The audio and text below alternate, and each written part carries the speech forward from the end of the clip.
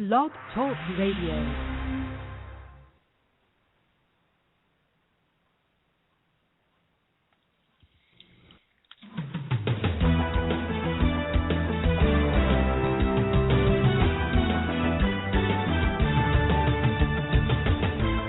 Fulfill Radio, a voice you can trust.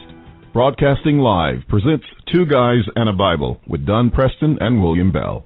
Join us each week at 7 p.m. Eastern, 6 p.m. Central as we bring you exciting, sound, challenging, and comforting messages regarding the end times. Thank you for tuning in today.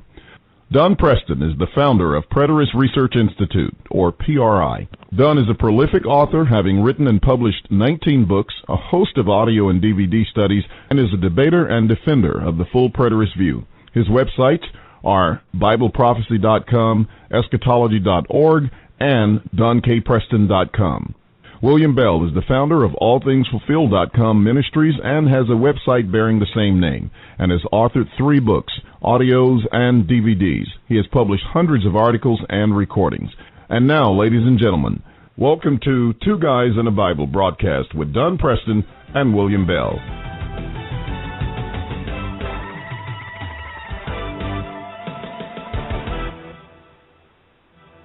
And good evening, everyone. This is Don K. Preston, and William will be with us momentarily. Pardon me. He had some business he had to take care of, but he did call and say that he was on his way. He should be here, as I said, just momentarily. We're awfully glad that you're with us. We hope. I don't have the ability to see whether or not we've got folks in the chat room. William is the one that runs the control panel, and so he'll be able to know if you're there. We hope you are there. We hope that you're listening in. If you're not listening in tonight, then perhaps you will tune in and listen to the archives.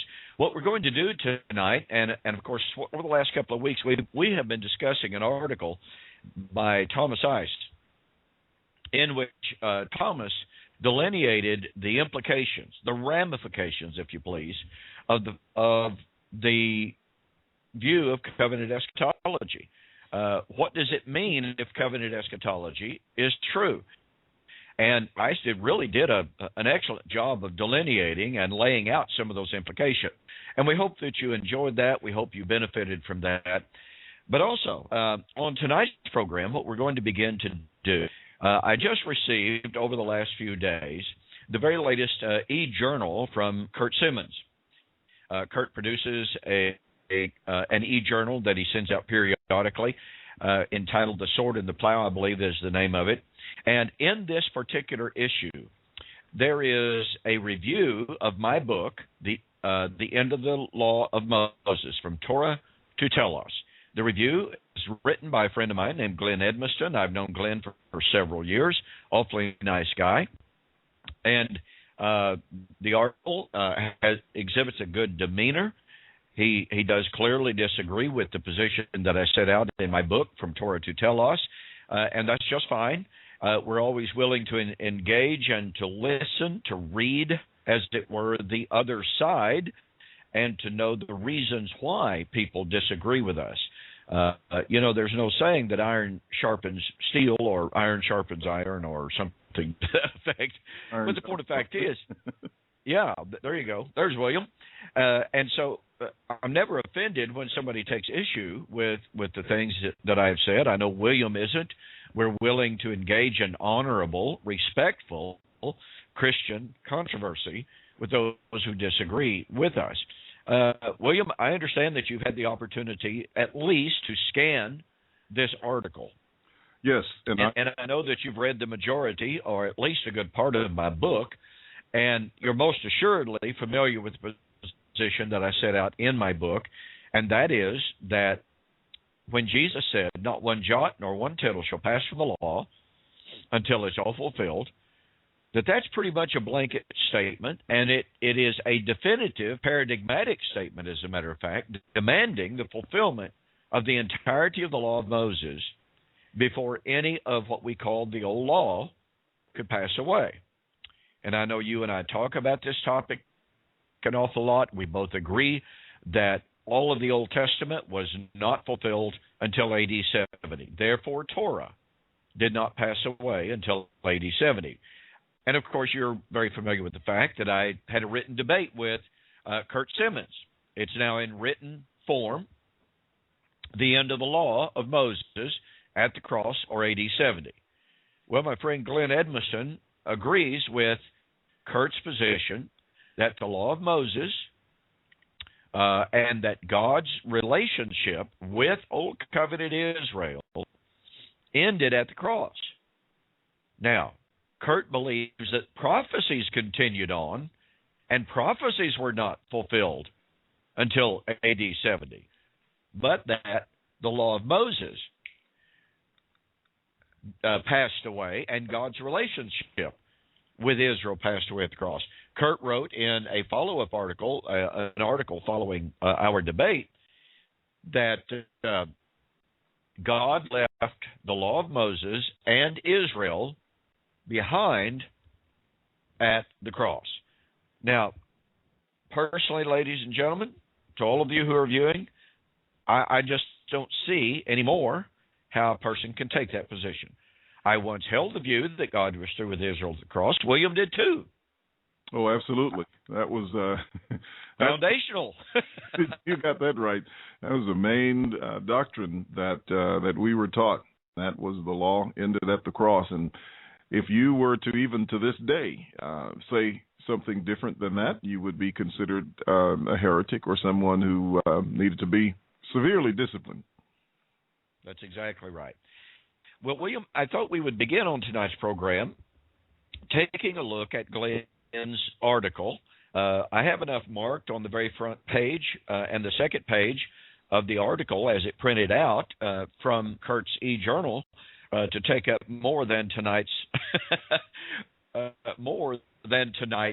program. So we'll devote a little bit of time to examining some of the statements, the critical salient charges, the critical salient claims that Glenn makes in his review of my book. And, very first thing, or one of the very first things that he says, William, is I have no ill will towards Don and consider him a brother in Christ. And I appreciate that very much. As I said, I've known Glenn for several years, and I've always appreciated his attitude. So he then follows in the third paragraph of this article and says, my first question would be, then, what were the Jews doing wrong by continuing to follow the law of Moses if the law continued, that is, this is the point of his question, if the law continued in AD 70? The next question is, why did God wipe them out with the Roman army if they were still bound to follow the law? It seems like Preston requires them to have been following two masters, both the law and the new covenant. But does not the Bible say that is impossible? It is impossible to serve two lords, whatever they may be. Next paragraph continues, the argument against covenant eschatology that has been presented for years is correct. This view, and by that he means my view and yours, this view has the Christian Jews married to a dead husband and a living husband at the same time. Don does not say this, but this is the consequence of the view. He has them married at the same time to both the Old Covenant and the New Covenant, and Jesus remained married to both the Jewish nation and the Christians at the same time. Now, William, let's go back here and start with, there's so many statements in just those few sentences that I read that would probably take up the entire program. But his very first question, let me read again. Could Preston and others be wrong who hold to the covenant eschatology view that everything contained in the law of Moses was actually, he has binding, I think he means binding, yes, on the Jews until the parousia? My first question would be then, what were the Jews doing wrong by continuing to follow the law of Moses? Why did God wipe them out with the Roman army if they were still bound to follow the law? So, William, why don't you share with me your initial thoughts and response to those questions and those statements? Okay. Well, notice one question, he pretty much has the answer to his own question, the second one that he asks. He says, my first question would be then, what were the Jews doing wrong by continuing to follow the law of Moses? And, I would say that's the thing that they are doing wrong, is that they are continuing to follow the law of Moses after Jesus has died, because the law, as Paul said in Galatians, was there to lead them to Christ. And so if they fail, for example, Deuteronomy chapter 18, 15 through 19, which is also quoted in Acts chapter 3, the Bible says that Moses, taught them that God would raise up a prophet that was like unto him, and he says, him shall you hear in all things, whatever he says to you. And he says, but whoever does not hear that prophet, he says, I will require it of him. And he would be destroyed from among the people. Now, when in Acts chapter 3, when Peter quotes that, he says, that all the prophets taught about these things, all the way from Samuel down to Christ. In other words, that they had taught about these things, that Jesus Christ would come and turn them from their iniquity. So the process was that the law was to lead them to Christ, and God didn't just pull the rug out from under them at once, as Peter teaches in 2 Peter 3:9. It was the long-suffering of God that allowed those who had not yet heard the gospel, and that was the other part of it. The gospel had to be published as a witness to all the nations before the end would come. And, of course, the end in that connection is the end of the Old Covenant, the end of the Old Age, the Jewish age. And so there was a process that was going on. It was a transition process going on where God was giving them, through his mercy and grace, time to hear the message of the gospel so that they could. And let me just get to the second part of this question that I feel he has the answer right here.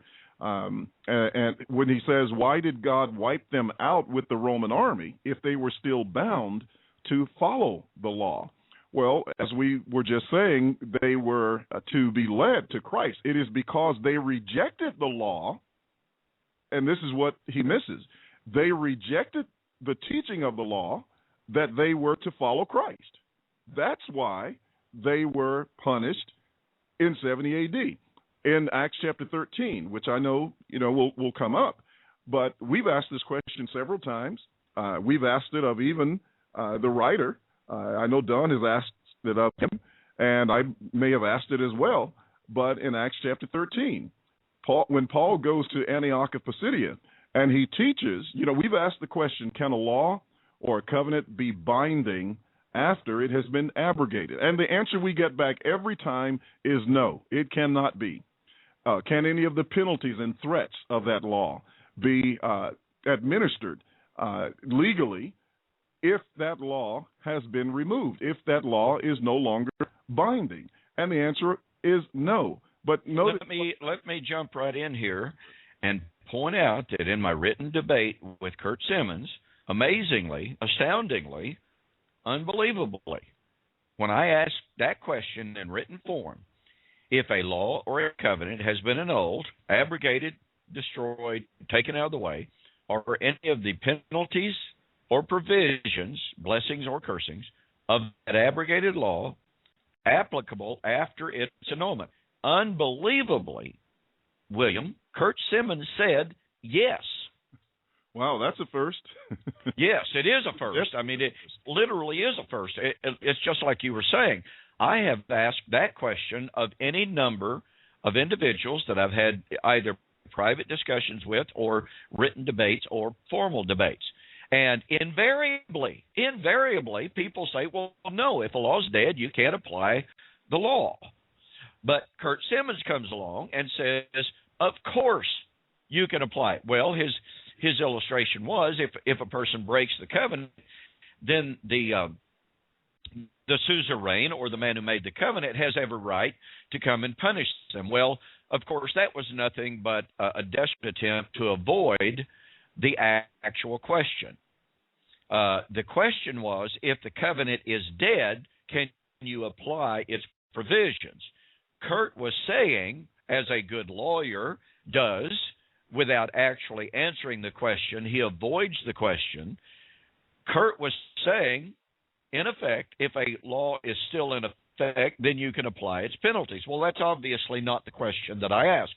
As a matter of fact, I challenged him in that written debate, give me one example, just one, from one legal precedent in which a law has been stricken from the books, but at a later period of time, someone was arrested for violation of that dead law, taken to court, prosecuted, and convicted for violation of that dead law.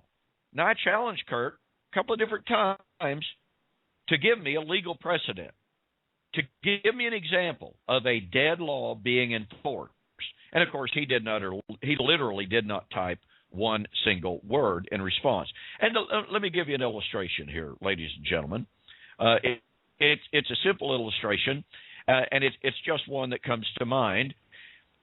In the 1920s and 30s, William, we had what was called, wasn't it called something like the Volstead Act, the Prohibition Law? Yes. Something like that. I don't know the legal name for it, but it seemed like it was the Volstead Act. Okay. And what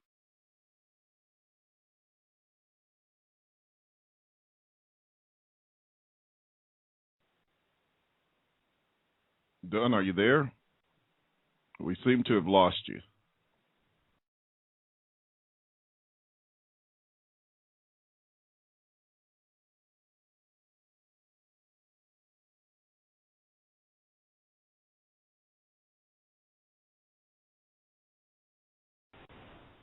You got cut off there, Dunn, so you might... Okay. Back at... It said, it just said that I was reconnected. I didn't realize I'd been cut off. Yeah. Okay, so let me back up here just a moment. The Volstead Act was abrogated, annulled, stricken off of the books. Well, that means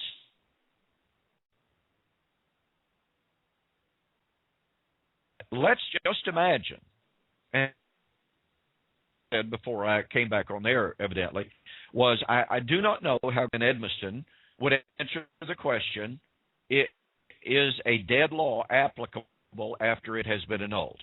Is a law still applicable after it has been annulled? He does. I don't remember reading anything in his article here. Perhaps I didn't read far enough, but I don't remember reading it. So anyway, here's the situation. I would challenge Kurt or Glenn or anyone else with the following question. The Volstead Act, which outlawed the manufacture, the distribution, and the consumption of alcoholic beverages, was stricken off the law. Let's say, let me apply this to Ardmore, Oklahoma. Let's just say that a police officer in Ardmore, Oklahoma, driving down the street, pulls up into a liquor store parking lot, walks in, asks for the owner. Owner comes out, says, what can I help you with? And that police officer arrests him, puts him in cuffs, takes him down to the jail, throws him in jail, and he's asked, what law did he violate? Well, he violated the Volstead Act. The Volstead Act. That was annulled in the 30s, or whenever it was. William, can we possibly imagine that any judge in the United States, if, for instance, and you can imagine what a heyday that arrested liquor salesman, you can imagine what a heyday his lawyer would have once he called him to the jail. You were arrested for what? Violation of the Volstead Act. Do what? It was annulled in the 30s. I know, but the police officer said he was arresting me for violation of the Volstead Act. Mm-hmm. William, you know as well as I do, that fellow would be out of jail in less than 5 minutes. Oh, absolutely. I mean, it really honestly is, excuse the language here, it's ridiculous in the extreme to suggest that a dead law can be applied. Now, let's apply this to... There'd be a citizens' protest going on even after that. Boy, isn't that the truth? So let's apply that to the situation and to the question here. Why did God wipe them out with the Roman army if they were still bound to follow the law? Well, William, you pointed out very eloquently that the law itself was intended to bring them to Christ. Well, if they hadn't heard about Christ, how could they obey Christ? That's why, as you suggested, this gospel of the kingdom must be preached into all the world as a witness to the nations. Then comes the end. The end of what? Well, they've asked about the end of the age. I would pose one situation like this, William. It's getting ahead of ourselves a little bit, but it's really critical here. And the reason I say it's critical is because Glenn goes ahead to say it in one of his paragraphs here. I believe the fulfillment of Torah and the end of the old covenant, the covenant given by God to Moses and the then living Israelites and their physical descendants, occurred at the cross. Well, if the covenant ended, then didn't the covenant age end, William? Oh, absolutely. Okay. Well, the Jews asked Jesus for a sign of the end of the age. You know, an age, as Max King pointed out long ago, an age is defined by its law. Is that not right? That's correct. You know, one of the studies that I did, and it shows, and I think if anyone would repeat that study, it would show that when you talk about an age, you're talking about, you know, the cosmos or the arrangement of that age. All of that is involved in the age. So there would be the law, and of course, you know, they talked about the orkumenos. Wait, I may be getting that wrong, but anyway, orkumene. Well, that's one term, but there's the other term as well, where Paul has stewardship of the gospel, and in the closing age, in the you know ending of the old covenant age. So you still, I think it was orkonomos. Oh yes. I'm sorry. You're exactly right. Yeah. So again, stewardship. Yes. And therefore, you know, you had a law of the age or the house, if you please. So you can't separate those, as some seek to do. Yeah, and this is so critical. If the age is defined by its law, and not only given its and not only identified but given validity by its law, then here is Jesus being inquired by the Jews, what should be the sign of the end of the age? Well, Jesus said, here's the sign of the end. The end of what? The end of the age. It's the end they've asked about, for crying out loud. They haven't asked about the end of something else. So if they're asking about the end of the age, and Jesus, a sign of the end of the age, and Jesus says the sign of the end of the age is the preaching of the gospel into all of the world, then comes the end, i.e. the end of the age, well, then that means that the end of the age did not come until the gospel was preached into all of the world, the oikumene. Well, I'm pretty sure, William, the gospel was not preached into all of the world prior to the cross. That's for sure. So, you know, Glenn's position is saying that the old covenant age ended at the cross. Jesus said the end of the age would not come until the gospel had been preached into all the world. So we have a really, really severe issue here. Now let's go back to what we were talking about here, and that is the application of a dead law. You brought up Deuteronomy chapter 18. You made a tremendous point that is just absolutely so critical because, as you pointed out, Peter reiterates it, drives it home in Acts chapter 3. Moses predicted the coming of one like unto him, and it says they should hear his voice in all things. And it shall come to pass that whoever will not heed the voice of that prophet shall be cut off out from among the people. Now, William, the old law, as you were pointing out, demanded obedience to Christ. Obedience to Christ is therefore obedience to the law, is it not? That's correct. Okay. Now watch what Peter says. After Pentecost. Now watch this. Remember that Peter said that, and citing Deuteronomy chapter 18, that those who would not obey the voice of this Jesus would be cut off, utterly destroyed, out from among the people. Now, something very critical here. Pardon me. Kurt Simmons said, God left Old Covenant Israel behind at the cross. So, according to Kurt, Old Covenant Israel was cut off out from among the people at the cross before they ever heard the gospel. William? Is that not right? Yes, I mean, that's the position that they are forced to take. That's exactly okay.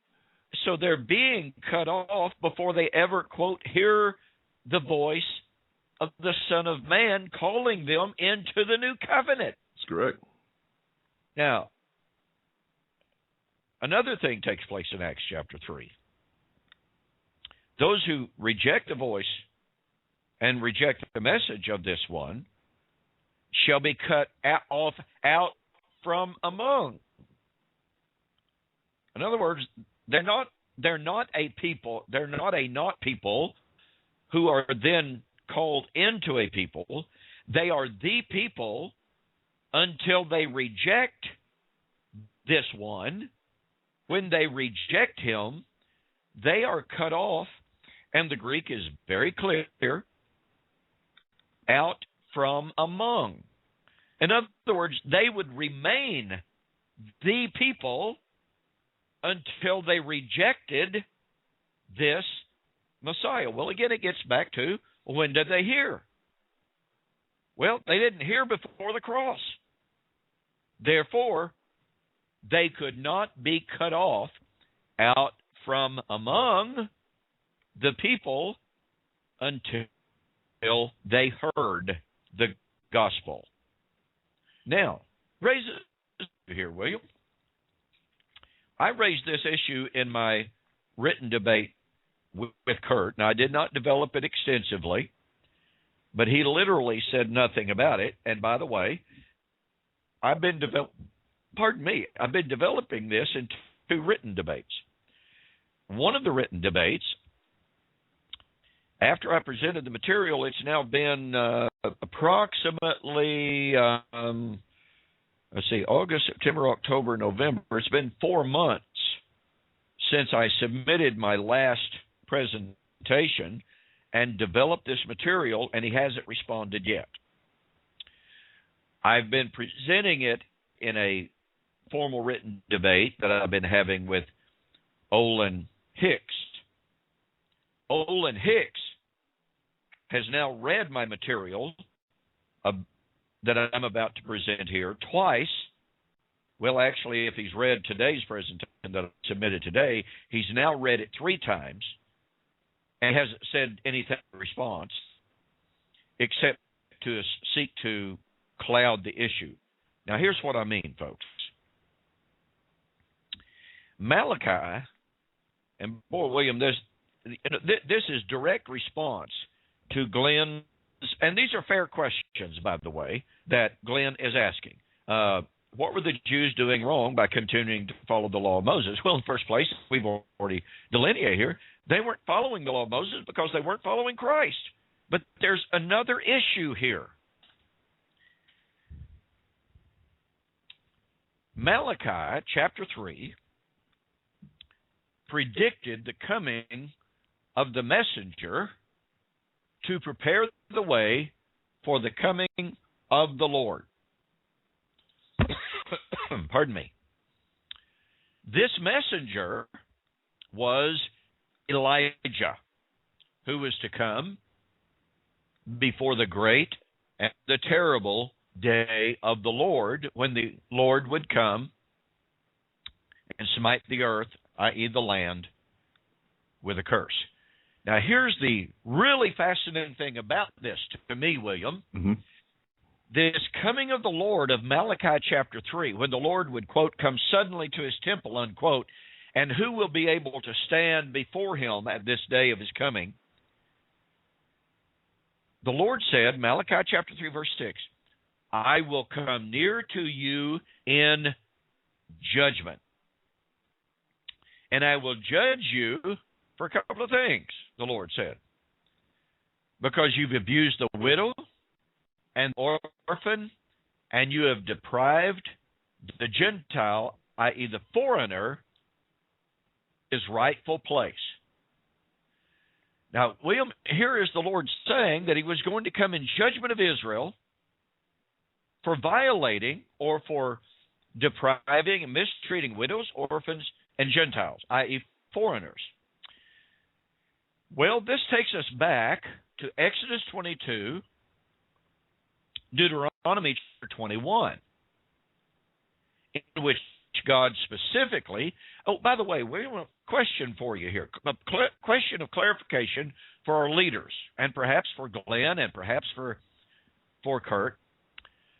Is Exodus considered to be the law? It's a part of the 5 books of Moses, would you say? Okay, it's the law of Moses, right? Anybody can dispute that. I don't know of anybody, really, I don't know of anybody that denies that Exodus, what about Deuteronomy? Is it the law? Most certainly. Okay. So, here is God saying he was going to come in judgment of Israel, and to go back to Exodus and Deuteronomy, in both of those passages, Exodus 22 and Deuteronomy 21, the Lord said that if Israel mistreated the widow, the orphan, and the foreigner, the Allogenes and the Allophulis, those outside of the 12 tribes, if they deprived the Gentiles of their rightful place in Israel, and I won't go into that, but just simply to note that foreigners had a place in the kingdom of Israel. They can become proselytes. They can become, quote, children of God, unquote. That's important.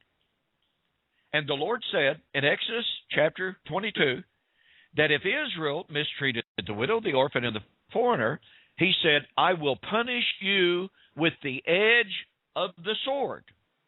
So pretty clearly national judgment, isn't it, William? That's right. Okay. So, in Malachi chapter 3, God said he was going to send his messenger, i.e. Elijah, before his coming in judgment of Israel for mistreating the widow, the orphan, and the foreigners. In other words, God said in Malachi chapter 3, he was going to send Elijah to warn Israel of coming day of the Lord in judgment of Israel, i.e. national judgment, for violating Exodus and Deuteronomy, which are the law of Moses. Now, William, back to what we've already pointed out.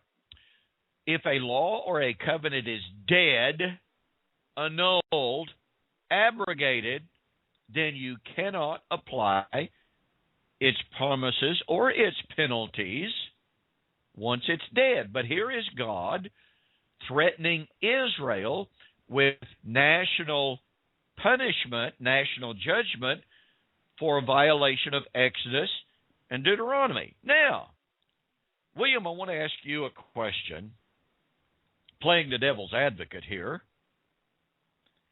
John was Elijah, wasn't he? John the Baptizer was Elijah. Yes. Okay. Elijah was supposed to come and tell Israel national judgment was coming because of her violation of Exodus and Deuteronomy, i.e. the law of Moses. So, William, if the law of Moses passed away at the cross, then didn't the prediction of Malachi chapter 3, i.e. the coming of the Lord and judgment of Israel violating Exodus and Deuteronomy, didn't the coming of the Lord have to take place sometime after John, who is Elijah, to warn of that day, but before the cross? That is correct. That would definitely be the case. Okay. So, William, I'm playing the devil's advocate here, and I'm going to take the position that the law passed away at the cross, that God had to come in judgment of Israel in application of Exodus and application of Deuteronomy after John, but before the cross. So, William, I want you to tell me at what point of time after John, but before the cross, and in application of Mosaic covenant wrath, I want you to tell me at what point of time God came in judgment of Israel. Well, that's a dilemma I don't think anyone can dig themselves out of anytime soon. We ask that question all the time with the implications of judgment that are taught in the Old Covenant, and as you were pointing out here, from Malachi, and, showing the basis to be directly from Torah, from, the 5 books of Moses. And here we are, and it can be done, even starting with Genesis, because, if you start with Genesis 3:15, you're all the way to the destruction of Satan. And so how do you get that done before the cross? How do you get judgment before the cross? It's just impossible. Don, that reminds me, I haven't told the story in some time, but I remember a long time ago having this conversation with a young preacher, fresh out of preaching school. He was pretty zealous and fired up, and he came by my house one Sunday after they decided they didn't want me to preach anymore. And he said, well, I can easily refute this stuff. I think he was still in school at the time. He says, I can easily refute covenant eschatology. He said, here's why. He says, because the law was done away at the cross. And we sat across the dining room table, had our Bibles open, and I said, okay, go ahead and take that. I played the devil's advocate then. And I asked pretty much the same question. I said, okay, if the law has passed away at the cross, I said, let's go back and let's read some of the passages in the law. And, of course, we read, several of those that had to do with judgment, the coming of the Lord, and, the end-time events, resurrection, etc. I said, now, if the Old Testament has been fulfilled at the cross, I said, where would you have to place these things? And he looked up and he looked down in his Bible and he almost gagged. He really did gag. And these were his words. He said, well, I guess at the cross. I says, okay, so there you go. I said, are you happy with that? You're more of a preterist than I am. So, it's something that, oftentimes they haven't contemplated. They haven't really thought through the implications of what they're saying. So it's a very, very important point to make and to establish when there are those who are taking that view that the law all ended at the cross. It really is. And to go back directly to Glenn's question, why did God wipe them out with the Roman army if they were bound to follow the law? God wiped them out because of their violation of the law. That is the point. They refused Christ. And they refused Christ. That's right. The law taught them to obey Christ. That's Deuteronomy 18. That's Acts chapter 3.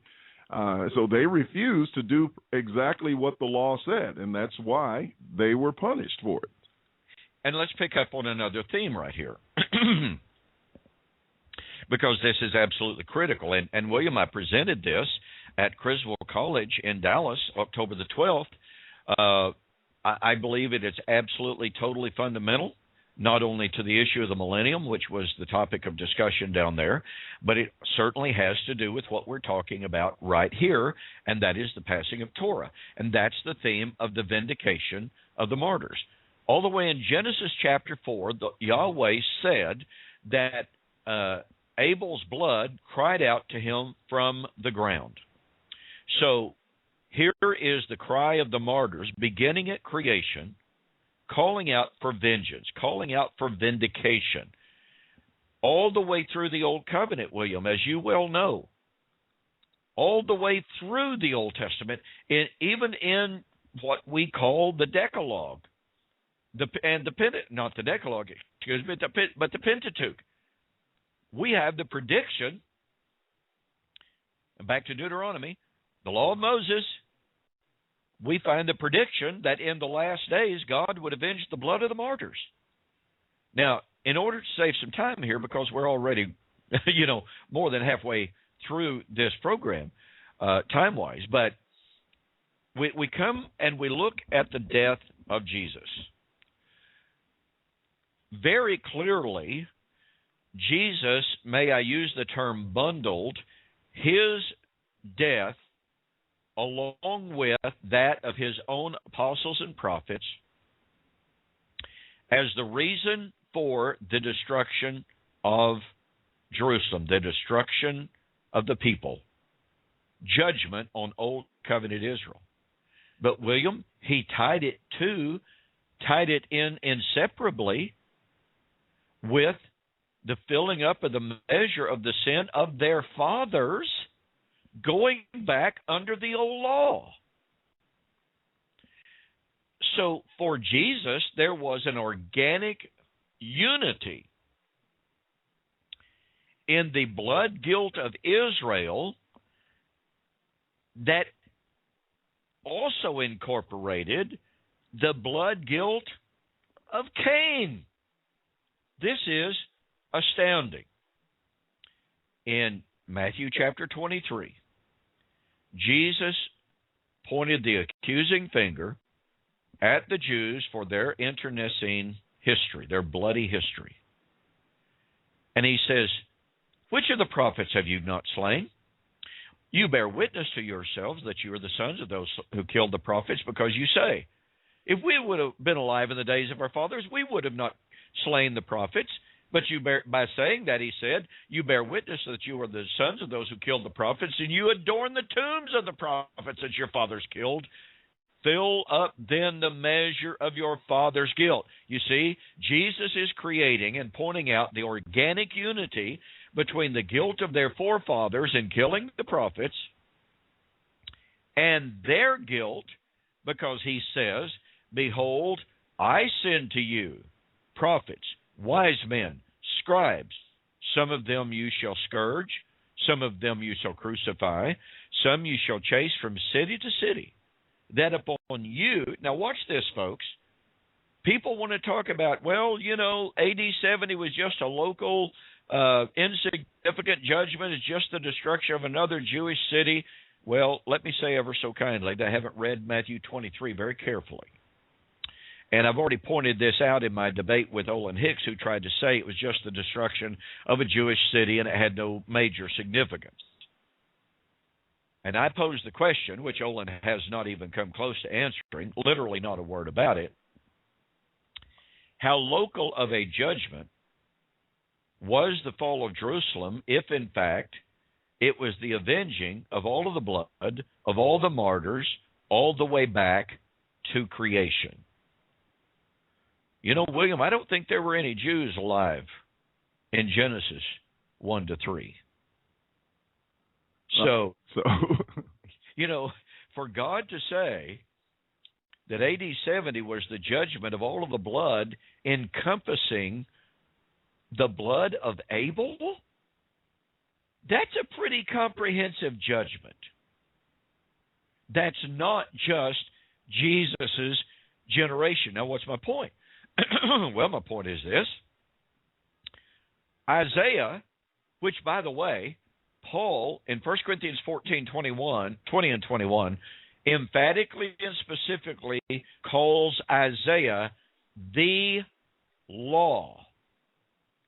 Now, William, in his article here, Glenn Edmondson seeks to delineate between the law and the prophets.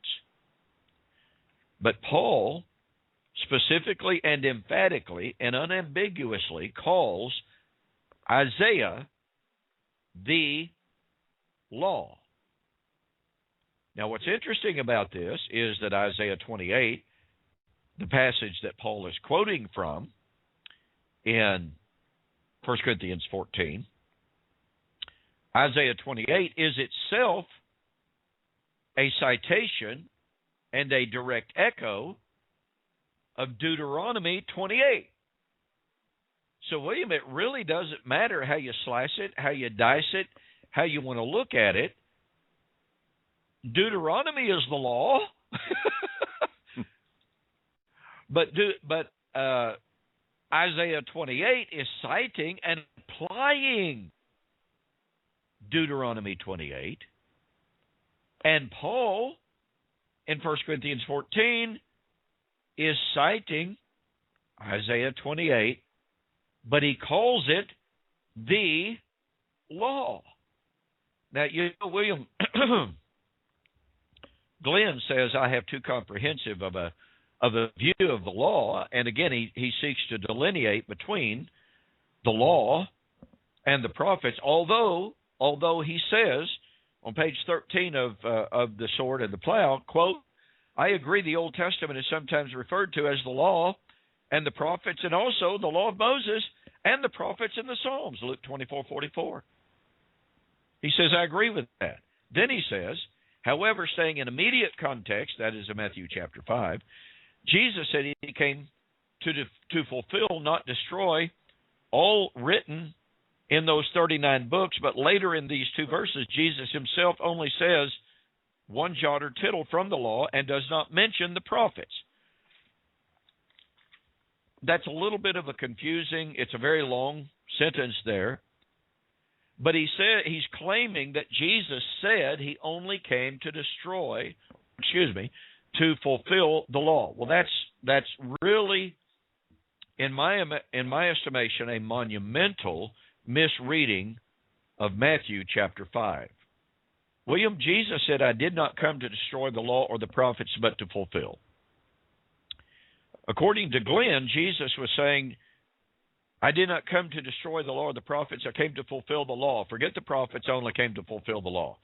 Is that in any way whatsoever a fair reading of Matthew 5? No, I think that if they do a little bit more research on the text, they will see that even in using the word or, it's not suggesting two things that are disconnected. It will demonstrate that these things are connected. And oftentimes, we study it from the perspective that, it's one or the other, but that term, that word is not always used to separate items, meaning one as opposed to the other. It actually is used in a conjunct sense to bind them both together. Exactly. And I think that's an absolutely critical point. And another point to be made is that grammatically and syntactically, when you look at what Jesus is saying, I did not come to destroy the law of the prophets, but to fulfill. That is what is known as an elliptical statement. In other words, you cannot say that Jesus was limiting the focus of fulfill. I did not come to destroy the law or the prophets. I came to fulfill. Fulfill what? What right does anyone have? And I ask this as kindly as possible. What right does anyone have to say that Jesus was focusing fulfill on law exclusively or on prophets exclusively? As you're pointing out, grammatically, the word or very often has a conjunctival meaning to it. But most of all, this is an elliptical statement. What Jesus said, but to fulfill, means he came to fulfill the law and the prophets. Because, look at it like this. William, let's focus just on the law, okay? Mm-hmm. Strictly on the law. I did not come to destroy the law, but to fulfill the law. Not one jot or one tittle can pass from the law until it's all fulfilled. So, what Jesus was saying is he did come to remove the law through fulfilling the law. Is that not correct, William? That's correct. Okay. Glenn's view demands that Jesus was saying, after all, I did come to destroy the law because I came to fulfill the law. Now, the law would be annulled, not destroyed as in being taken out of existence, but taken out of force, obviously. Jesus was very clearly saying that fulfillment of the law was necessary for the law to pass away. Yet here's what's interesting. In my formal debate with Kurt said, when we look closely, we will see that not all of the law passed away. As a matter of fact, most of the law remains in effect today. So here we have Jesus saying, not one jot, not one tittle shall pass from the law. The law. What is the law? That's really the issue here. What is the law? Until it is all of what? All of the law. So, William, grammatically, and again syntactically, whatever the term, not one jot, not one tittle means, and not one jot and not one tittle defines the law, does it not? Yes, that's correct. And, you've got the 2 points in that text, till all is fulfilled and till heaven and earth passes. So exactly. You've got that as well, and I'll let you continue to develop that as you're going. Well, I don't think we've got time this evening to deal with until heaven and earth passes away. Glenn Edmiston takes, he takes issue with my comments in my book about heaven and earth, and we'll get to that later. Point of fact is, right now, not one jot, not one tittle would pass from the law until it, i.e., the law, is fulfilled. Now, here's something else. And I'm really getting ahead of myself because I really want to develop this on a later program, William. William, do you think anyone would deny that the 10 Commandments were the law? I don't think anyone would deny that. That's what most people think is the law. Okay. Well, okay, just as a teaser, think about this, folks. The 10 Commandments were the law. Therefore, until the commandments were completely fulfilled. Now, we're going to talk about the little word genetai, or genetai, however you want to pronounce it, at a later time, but it means to be fully accomplished, to bring into full realization. Now, William, 9 out of 10 of the 10 Commandments were not prophetic in the sense of bringing them to full accomplishment. Were they? No, they weren't. Okay, thou shalt not kill is not really a prophecy, so it's difficult to bring that to full realization, to accomplish it. Okay, but wait a minute. Embedded firmly, entrenched squarely within the law was a statement that said, 6 days shalt thou labor, on the 7th day you shall do no work at all, for it is a Sabbath unto the Lord your God. For in 6 days he created the heavens and the earth, and on the 7th day he rested. Therefore you shall do no work on the Sabbath. William, was the Sabbath prophetic? Well, there is no doubt that the Sabbath was prophetic. We have, Paul would tell us that in Colossians, for example, chapter 3. 2. Chapter 2, 16 and 17, that it was a shadow or a type of the things which were about to come.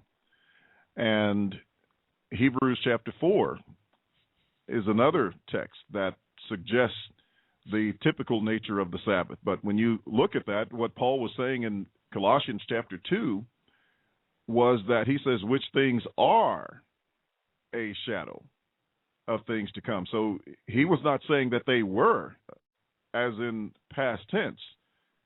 He was saying that they are. And of course, even in Hebrews, when the text is quoted, it says, for the law having a shadow of the things about to come. So there you have a statement concerning the Sabbath, that it was definitely typical and that it was present when Paul used it to point out that the things that were related to the old covenant rituals, the temple and the sacrificial feast days, etc., all of those were types and shadows of the things that were about to come. Okay, now this raises another question, since the Sabbath was a type and a shadow of good things that were about to come. And by the way, folks, in my debate with Kurt Simmons, I asked him repeatedly about these very issues. The language and the text of Colossians chapter 2 that William has already pointed out to us says the new moons, feast days, and Sabbaths are, present tense, a shadow of good things that are about to come. Now, Kurt has historically taken the view that the Greek word mello with the infinitive means about to come. In other words, it's future tense. So Paul is emphatically saying at the time he wrote Colossians that the Sabbath was still, present active indicative, a shadow of good things that are about to come. They had not yet arrived. So the next question is, and by the way, Kurt never once, not once, answered my question about the significance of mello in Colossians 2 or Hebrews chapter 1. And by the way, folks, if you don't have my book, The End of the Law from At the Cross or AD 70, if you go to my website and order the book, eschatology.org or bibleprophecy.com, if you purchase the book and if you make a note telling me that you heard the offer on Two Guys in a Bible, it will charge you shipping, but I will refund your shipping. Special offer for those listening to our program tonight. So go to my websites, eschatology.org or bibleprophecy.com, order the book, The End of the Law at the Cross or in AD 70, make a note, type me a note that you heard the offer on Two Guys in a Bible, and I will refund your shipping. Because it's really important, I think, that you realize that this is a very critical issue. Now, the next question, therefore, William, is, since Paul emphatically, unequivocally said the Sabbath, in fact, all of the Sabbaths and all of the feast days were Sabbaths, were they not, William? That's correct. Okay. So Paul said all of the feast days were Sabbaths, but the question is, what did the Sabbath foreshadow, William? The Sabbath foreshadowed the eternal rest. That's what Hebrews talks about in Hebrews chapter 4. And so until the rest is accomplished or was accomplished, it was yet a shadow of it. And for those who may take, especially some who take the position that the law was fulfilled at the cross, they still see a future day coming. We're not talking about those who are preterists and who espouse covenant eschatology, but there are those who still look to the eternal Sabbath in the future. Well, it's going to be a shadow. It would be a shadow until everything. Until that time. That's the point of Matthew 5:17 and 18. As a matter of fact, in my lesson at the Preterist Pilgrim Weekend this last year, I presented a lesson on the Sabbath and its eschatological significance, and how it is absolutely critical to see Paul stating the Sabbath was, when he wrote, a shadow of good things that were about to come. The Sabbath was indicative and typified the eternal rest. Now, if you say the law passed away at the cross, then the eternal salvation came at the cross. Now, Kurt claims that was true, but Paul was still looking for the fulfillment of Sabbath in Colossians and in Hebrews. And oh, by the way, in Revelation 14:13, blessed are the dead who die in the Lord, for from henceforth they shall rest from their labors. The word rest there is the word anapausis, which is the word used for the Sabbath, rest in the Old Testament. And William, it looks like we're out of time. We'll pick this up again next week. Yes, and we want to thank everyone for joining in tonight, and I want to encourage you to listen on next week, but also we have another broadcast coming up on Friday, which is Probing the Prophets with Rod MacArthur. He did his first pilot broadcast on last week, and it was a great program, and we want you to tune in as well. And I also want to further encourage you to get Dunn's book, The End of Torah at the Cross or AD 70. This is a college course on the study of the end of the law. Of course, it's the debate between him and Kurt Simmons, but it's an excellent study that you should have. And I've got mine like dog-eared, and I've got all kinds of multicolored tabs through every page almost with notes on them because it is a tremendous resource. Now, let me suggest to you why we ask you to get these resources. We are financing the Fulfill Radio broadcast, both here and the other station that runs 24/7 out of our own pockets.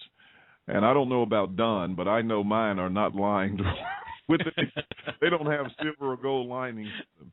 And they are not fur lined. And you know, in all sincerity and seriousness, you know, this is a work that we believe in very strongly. And we're preachers. You know, we don't even know how to ask for support or for you. And we're not asking you to give us anything. We have materials that you can take and further your study. You have this broadcast, which we are providing, you know, great messages to you, studies that you can go back and listen to and you can continue to build on. So we encourage you to go to the websites and purchase some books. Go to the websites and take advantage of some of the materials that we have. And what this does is it helps us to continue to promote these broadcasts. And, you know, you've told us that these are some of the things that you want, and we trust and pray that this is a good avenue of information. And we have some other things planned for you. It's not just going to be these broadcasts. I haven't announced it yet. I've sort of hinted a little bit to Don about some new things that we're going to do that's going to further enhance your study and your knowledge. And we'll be making those announcements in the near future. But I hope that you'll give some serious consideration to the request to take advantage of these materials. And in view of tonight's broadcast, where we talked about the law, the end of Torah at the cross, or AD 70, Don has offered you a special rebate, if you please, on your shipping costs, and I think that's a great opportunity. So make sure you have that. We're going to be putting up some additional resources where you will have the opportunity to make these purchases and make them easier. But if not, you know, contact us through Facebook, go to the website, or through email if you have those addresses, and get in touch with us. Go to Fulfill Radio and leave a note there and take advantage of them. But we appreciate you for being with us tonight. Appreciate your listening with us, and we want to say to you good night and God bless, and have a wonderful week. Until next time. Thank you for joining the Two Guys in a Bible radio broadcast. On behalf of Don Preston and myself, we'd like to say have a very pleasant day, and may God bless. Until next time, we'll see you on Fulfill Radio, a voice you can trust.